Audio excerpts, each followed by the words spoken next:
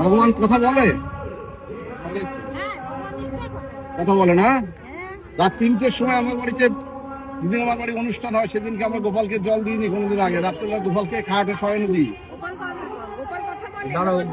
তখন রাত 3টের সময় পূজারীকে বলছে যে আমাকে খেতে দিলি এত, আমাকে জল দিলি না। পূজারী রাত 3টের সময় উঠে চলে আসছে, এসে এসে এসে কলিং বেল বাজাচ্ছে। আমি বলছি এত রাত্রে কে কলিং বেল বাজাচ্ছে? তখন উঠে সুজার ঠাকুর বাড়ি গিয়ে বলছে কাল স্যার বলছে মা নতুন কাঁসার গ্লাস আছে? আমি বললাম আছে। বলছে জল দাও আগে। তারপর সেই আমাদের ওর জন্য জল কেনা থাকে আলাদা, সেই জল দিয়ে ওর শয়নে দিয়ে আমরা চলে আসি।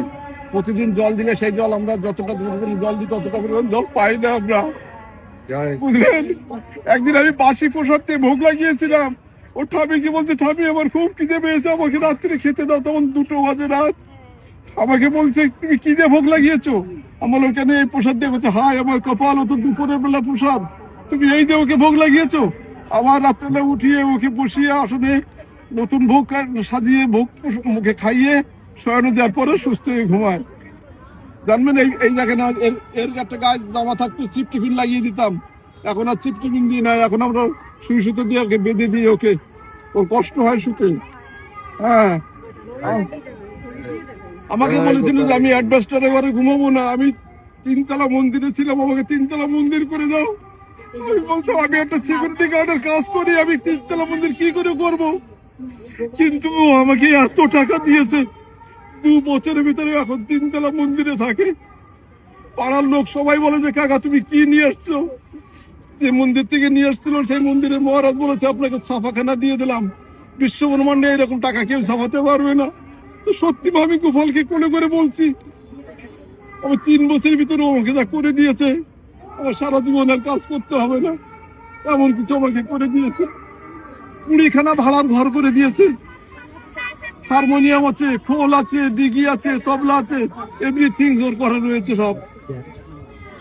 7 লাখ টাকা দিয়ে খালি ওর থাকার ঘরটা করে দিয়েছি। 7,000 টাকা দিয়ে একটা খাট বানিয়ে দিয়েছি, 3,000 টাকা দিয়ে দোলনা করে দিয়েছি, সব এর জন্য।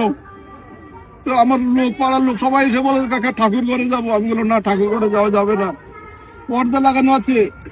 একদিন এক সাহেবকে বলেছিলাম স্যার একটা পুরোনো ফ্যান দেবেন। বলছে কেন? আমি বললাম যে আমি গোপালের ঘরে লাগাবো। বললো ও পুরোনো ফ্যান লাগানোর শখ হয়েছে, 2860 টাকা দিয়ে ফ্যান কিনে এনে বলছে এটা নিয়ে যান গোপালের ঘরে দিয়ে দেবেন। এমনই আমাকে করে দিয়েছে। পাগল হয়ে গেছি এর জন্য, পাগল হয়ে গেছি আমি এর জন্য।